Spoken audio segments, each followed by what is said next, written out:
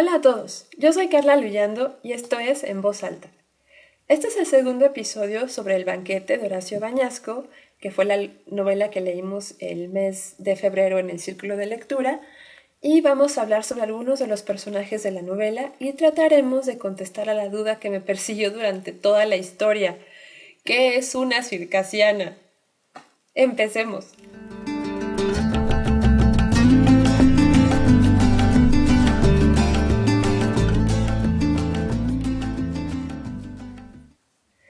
Les voy a platicar sobre 3 personajes del banquete, que son mis favoritos.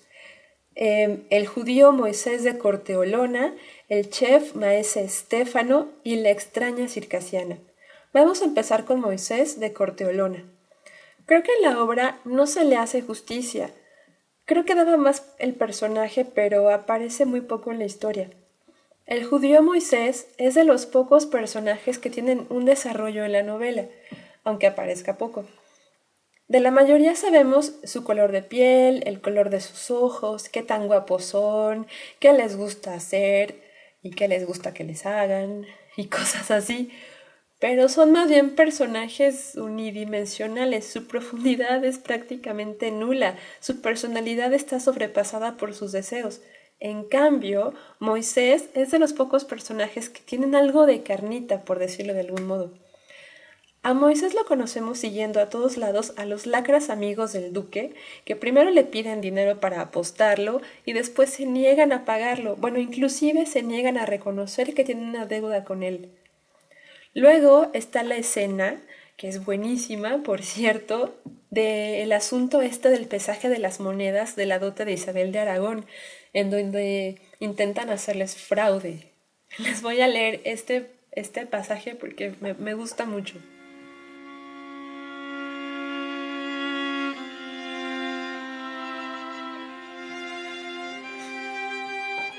Rápido, maestro Moisés, el conde Sanseverino os aguarda con urgencia. Está a punto de comenzar la cuenta de la dote de la duquesa Isabel y debéis controlar las monedas de la cifra pactada. Vos ya sabéis el carácter de mi jefe. Soporta muy malas esperas, especialmente en ocasiones tan importantes.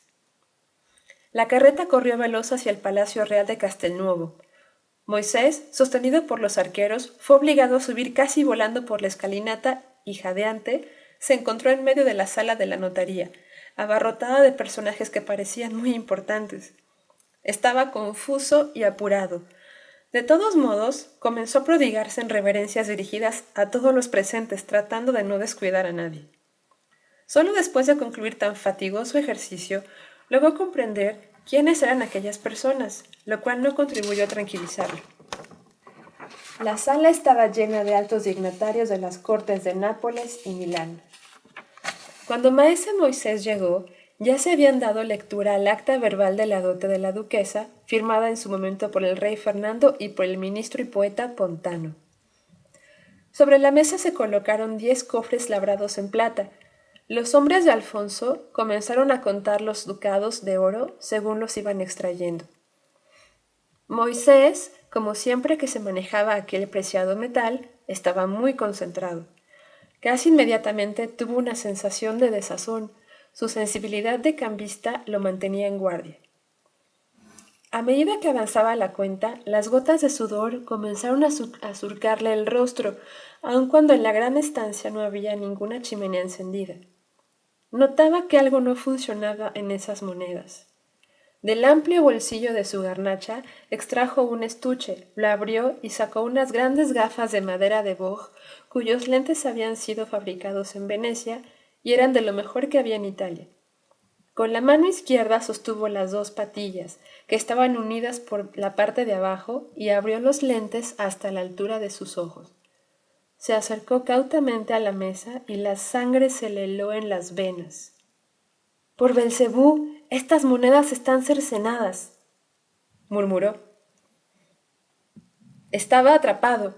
Denunciar el engaño significaba una posible muerte a mano de los vengativos aragoneses, al quedar desautorizados en presencia de una asamblea tan solemne. Callar significaba, con certeza, recibir por parte del moro la cárcel de por vida, tras una buena dosis de tortura. Ni siquiera venía al caso hablar de valor. Eligió el peligro incierto ante el cierto. Ahora su problema era cómo avisar a San Severino en presencia del temible Alfonso. El sudor le caía por todas partes cuando se acercó temblando Callazzo y con un dedo le tocó la negra manga a Bullón plagada de joyas. El conde lo miró fastidiado por el rostro de aquel judío. Moisés tragó saliva y le volvió a tocar la manga. Esta vez San Severino se volvió hacia él con aire interrogante y molesto. ¿Puedo, Excelencia? ¿Puedo deciros algo? Perdonad la osadía. ¿Al oído? El conde estaba asombrado por la audacia.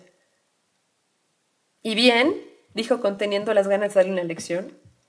Moisés, que ya no sabía si estaba vivo o muerto, acercó la boca al oído de su excelencia, pero la voz no le salía. Las... nevas... nadas... ¿Qué carajo refunfuñáis? Encima oléis a ajo. Ahora todos los ojos apuntaban a él. El judío estaba casi desfallecido y haciendo acopio de todas las fuerzas que le quedaban, le dijo al oído: «Las monedas están cercenadas». San Severino se puso en pie, como si le hubieran clavado la punta de una misericordia en el costado. Asió a Moisés por un brazo y le arrastró hasta el fondo de la sala. «¿Estáis seguro?» «Me temo que sí, excelencia», respondió el cambista, cuya sangre comenzaba, aunque lentamente, a descongelarse. «Para tener la certeza debería pesarlas en mi pesillo, pero acabo de llegar directamente desde Amalfi y al partir lo dejé en mi habitación». «Corred a buscarlo, uno de mis oficiales os acompañará». Susurró algo a su ayudante, que a su vez aferró al judío por un brazo, llevándoselo afuera.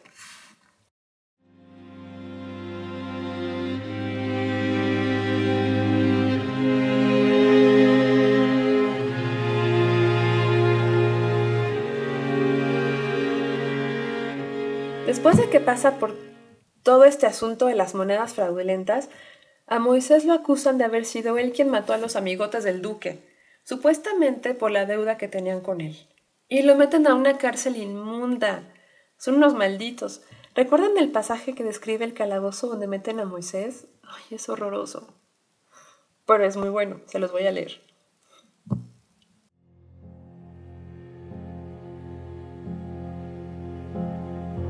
مش هسمح لك تأذي مشاعري أو تتسلى بسيرتي كتير. La triste visión parecía haberlo impresionado mucho.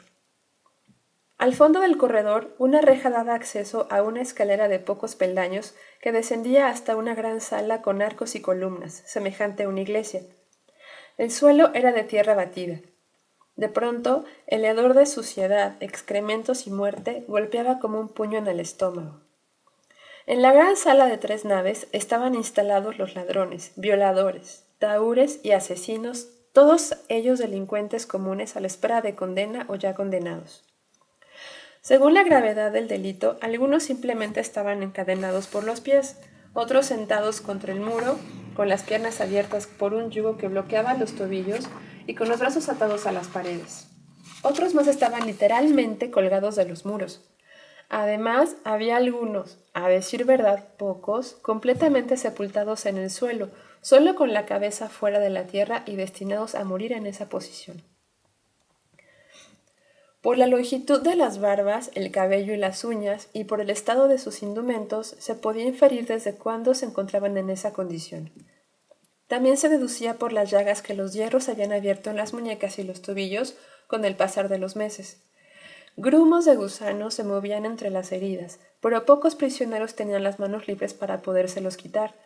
Estaban obligados a orinar y defecar en su sitio, y ni siquiera podían volverse sobre un costado, pudriéndose así en sus propios excrementos. Algunos que parecían más afortunados no llevaban cadenas ni en las manos ni en los pies, pero solo porque durante las torturas les habían roto las piernas y los brazos y no podían escapar. Desde una habitación contigua se oían, de vez en cuando, los aullidos de los torturados. De noche los gritos acrecentaban las pesadillas de los detenidos.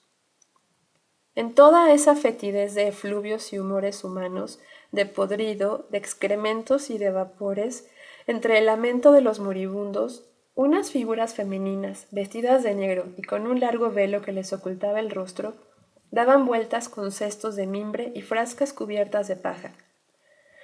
Eran las damas del oratorio de San Ciro, que hacían obras de caridad, visitando a los encarcelados y llevándoles un poco de comida caliente y un sorbo de vino aguado. Se acercaban a los miserables y, con cautela, trataban de lavar las plagas con agua y vinagre. Luego les pasaban un trapo húmedo por el rostro hirsuto y sufriente. A los que no podían mover los brazos para alimentarse, les llevaban la comida a la boca con una cuchara de madera.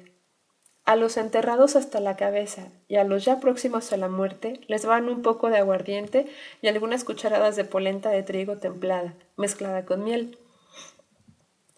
Como una sombra marrón seguía a las pías damas el hábito de un franciscano que pasaba entre los condenados, que no lo insultaban, para confesar, bendecir y absolver a los reclusos e impartir la extremaunción a los moribundos. Al fondo de la gran sala, sobre un estrado de madera cubierto de paja, estaba tendido Moisés el judío. Solo tenía un tobillo sujeto a una cadena, lo suficientemente larga como para permitirle ponerse de pie y dar algunos pasos. No había sufrido torturas y lo habían situado entre los prisioneros de respeto.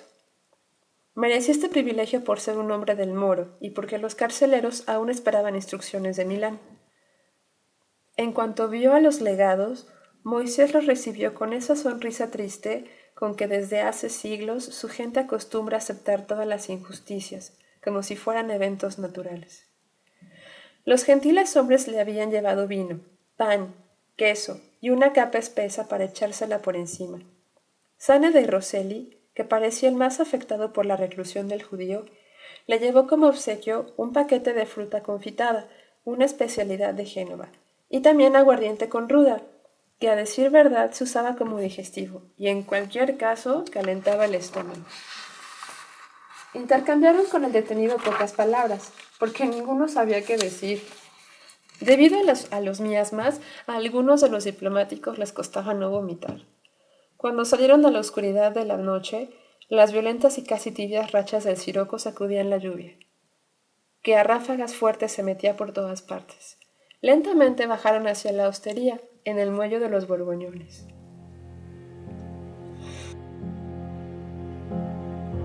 مش هسمح لك تأذي مشاعري أو تتسلى بسيرتي كتير.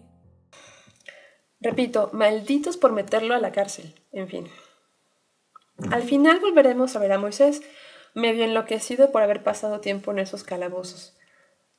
¿Pero por qué me gustó este personaje en especial? Bueno, Moisés es interesante porque pasa por situaciones que ameritan que reaccione ante ellas y él lo hace, y además estas situaciones tienen un efecto duradero sobre él. Por ejemplo, se muestra indignado ante la falta de responsabilidad de los amigos del duque. Es temeroso durante el problema de las monedas de la dote. Es resignado y tristísimo en la cárcel y finalmente trastornado al borde de la locura al salir del calabozo. Este personaje evoluciona y cambia, me parece que es humano. No es como, por ejemplo, el personaje de Melita, que resulta muy superficial, sin variaciones en su personalidad o en sus acciones. De ella lo que sabemos es que siempre está deseosa de sexo las 24 horas del día, con hombres, mujeres o lo que se le cruza enfrente. No hay variaciones en su persona, es como una caricatura. En esos términos, el deseo que demuestra Geraldo o el que demuestra el embajador Trotti me parece más creíble. Ahora que lo pienso, ninguna mujer en la novela me parece un personaje bien construido. Quizá Isabel de Aragón un poco, aunque también raya en la caricatura. En fin, el personaje del judío Moisés, de Corteolona, me recordó a Shylock, el judío del mercader de Venecia, de William Shakespeare. No les voy a contar toda la historia del mercader de Venecia, pero a Shylock, un tipejo llamado Antonio, le escupe en la calle, y luego el mismo tipo va a pedirle dinero, porque Shylock es prestamista como Moisés. Total que Shylock le dice que sí, como no, sí le presta el dinero, pero si no se lo paga en tanto tiempo, deberá pagar su deuda con 1 libra de su propia carne. Antonio acepta y obvio no le paga a tiempo. Y Shylock quiere que Antonio salde su deuda dejándose cortar 1 libra, algo así como medio kilo de carne. No les cuento el final, pero les leo un fragmento que es mi favorito de la obra. Es lo que Shylock le dice a Antonio, el tipejo que le escupió en la calle, cuando Antonio le pide dinero.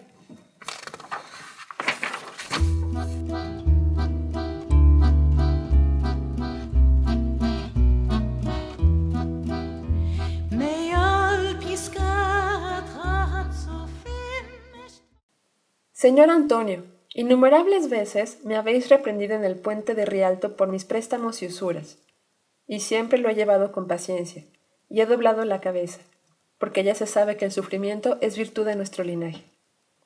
Me has llamado infiel y perro, y todo esto solo por tu capricho, y porque saco el jugo a mi paciencia como es mi derecho. Ahora me necesitas, y vienes diciendo, Shylock, dame dineros.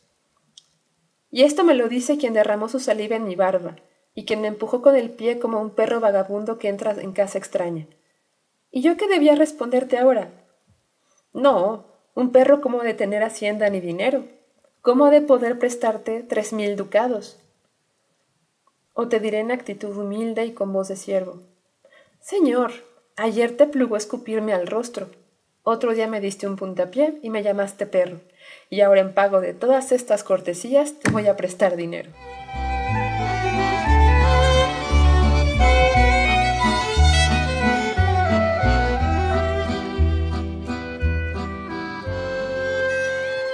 Ay, Shylock, pues sí. Primero te escupe y te llama perro y luego va a pedirte dinero y espera que lo trates bien y que además le prestes los 3000 ducados. Qué cara dura de Antonio. Bueno, lean la obra completa del Mercader de Venecia o por lo menos vean la película del 2004 en donde Al Pacino es Shylock.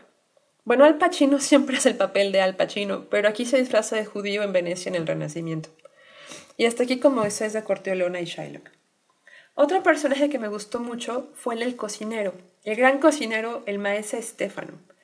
Además de que, como dice el embajador Trotti, parece que tiene un dicho para todo, tiene a cargo nada más y nada menos que la comida que le sirve a todos los invitados. ¿Conocen la película de Vatel? Si no la han visto, les recomiendo mucho que la vean, porque sale el hombre más guapo en la historia de los hombres guapos, Gerard Depardieu, y él hace el papel de Vatel, el gran cocinero francés, creador de la famosa crema chantilly, entre otras cosas. En la película hay una escena muy buena en donde para un banquete se les acaba la carne para servir a los señores aristócratas, así que Vatel pide que se usen setas para los platillos que llevan carne. Uno de los ayudantes le pregunta qué responder si los invitados preguntan qué tipo de carne se les está sirviendo, y Vatel le responde que diga que es carne de unicornio. Encontré la película en YouTube. Les dejo el link en la descripción del video. Está doblada al español de España. Y les voy a leer un fragmento de un artículo sobre Vatel, escrito por José Manuel Mojica Legarte. Es del 27 de mayo del 2011 y pueden leerlo completo en la página laalcazaba.org.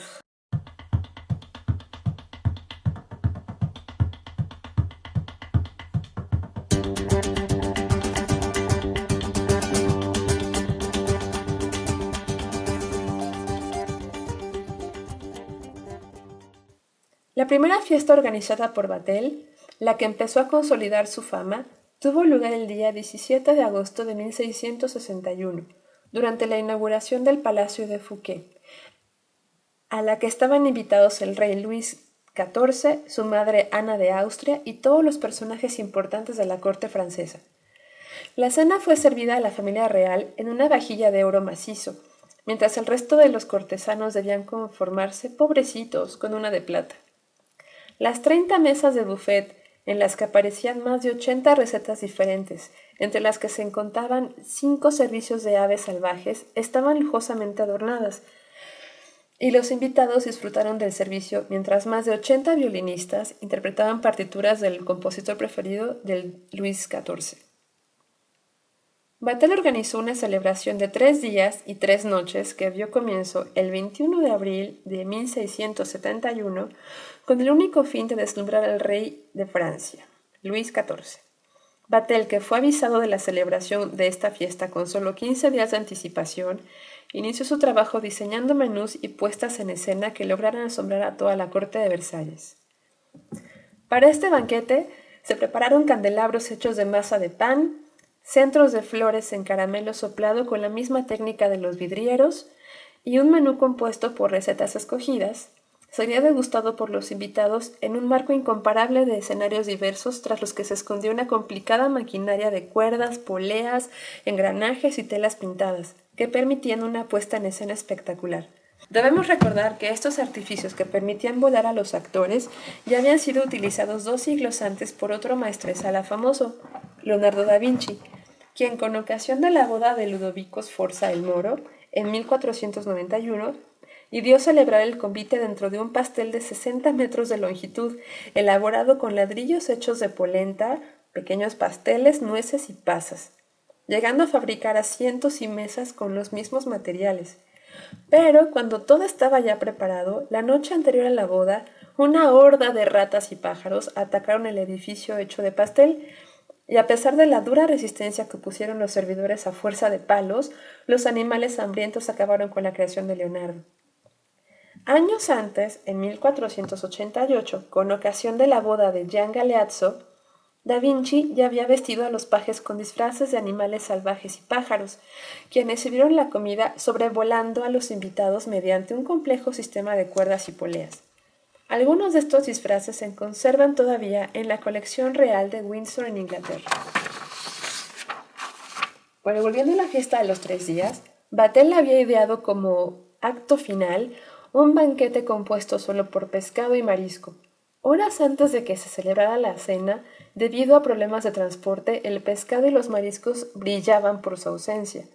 Era la tarde del sábado 23 de abril de 1671, cuando Vatel, incapaz de asumir la desgracia que supondría para el príncipe conde el no poder agasajar al rey con el banquete previsto, se dirigió a sus habitaciones y, apoyando su espada contra la pared, se arrojó sobre ella, muriendo con el corazón atravesado.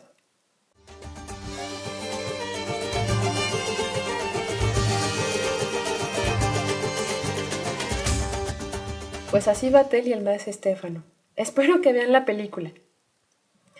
Y ahora, el tercer personaje del que les voy a hablar, la circasiana. Bueno, la circasiana. La famosa circasiana. No nos dicen su nombre sino hasta el final, cuando por fin es nombrada en la carta confesión y nos enteramos que se llama Armida. Armida era la más guapa entre todas las invitadas, y es de quien no sabemos el nombre. Destacaba desde el principio por esas 2 características, no saber su nombre y ser la más guapa de todas. Pero no fue hasta el final, cuando ya nos dicen su nombre, que me di cuenta que no nos lo habían dicho antes. Y claro, me surgió la duda de por qué solo darla a conocer por el sobrenombre de la circasiana y no por otra característica. ¿Qué tendrá de especial resaltar su lugar de origen?, me pregunté. Como les había comentado, al autor a veces se le va la mano con eso de los nombres. Y da nombres de personajes históricos, nombres y nombres, apellidos y apellidos, tantos que a veces resulta algo confuso y hasta llega a aburrir con tanto nombre. Sin embargo, de esta mujer, solo la circasiana, desde el inicio. Así que, arrojémonos a las conjeturas, porque no podemos preguntarle al autor. Yo creo que esto puede ser un guiño. El autor nos da el nombre de todos, menos el nombre del asesino. Y así, con esta omisión nos da una pista. Claro que ella no actúa sola. Está Sane del Rosselli, que es su cómplice.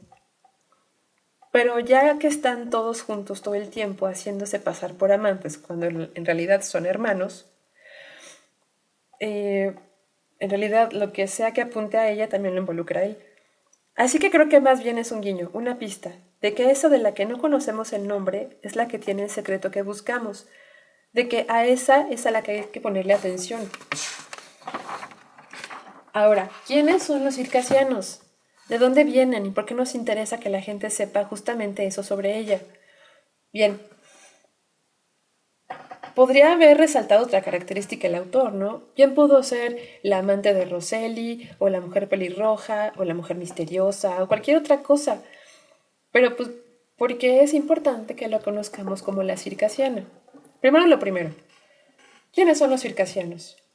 Para esto, si pudieran ver un mapa, estaría muy genial. Les cuento. Los circasianos son un grupo étnico de la región noroeste del Cáucaso.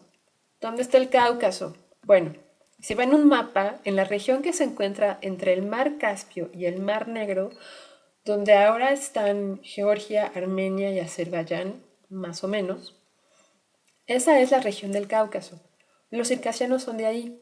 No les voy a hablar de la historia general de los circasianos, vamos a enfocarnos particularmente en lo que de manera popular se cree de ellos y sobre todo de ellas. Se decía de las mujeres circasianas, o se dice, que son especialmente bellas.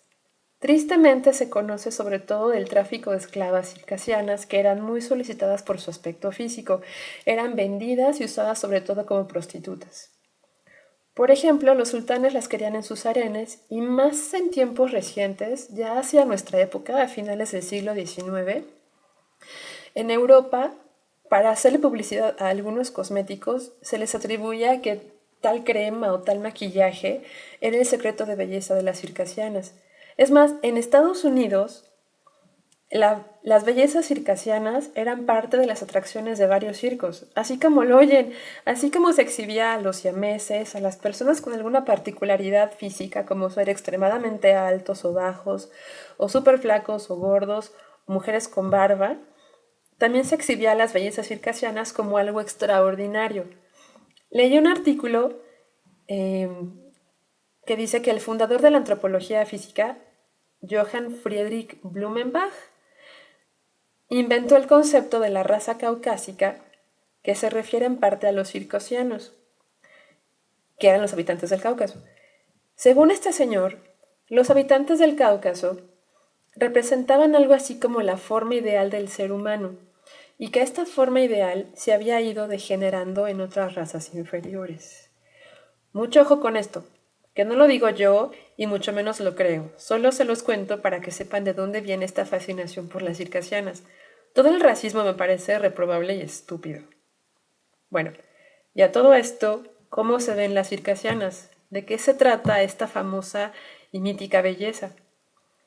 Según lo que he leído, originalmente las circasianas eran descritas como extremadamente blancas, con las mejillas sonrojadas, ojos muy grandes de color verde, azul o gris, y con el cabello en distintos tonos de rubio. Otra característica es que son muy altas, muy esbeltas, pero con curvas, y siempre caminan muy derechas, con mucho orgullo. O sea, básicamente eran como Barbie. Pero acuérdense que el ideal de belleza siempre cambia. Así que después, ya en la época cuando se usaba a las circasianas como ejemplo de belleza en los circos y en los anuncios, su cabello pasó a ser de rubio a ser oscuro y rizado, casi como afro. Pero eso sí, conservaron su piel muy blanca como atributo. Así se supone que son las circasianas. Les dejo en la descripción un par de artículos sobre el mito de la belleza circasiana. Están en inglés porque no encontré nada en español. Entonces, era importante, creo yo, que conociéramos a esta muchacha como la circasiana, porque de este modo sabemos que era la más guapa entre las guapas de los invitados, lo cual la hacía especial, aunque al final resultara que era de Venecia. Ahora, hubo algo que no pude resolver de la lectura. Y eso es la cuestión del nudo.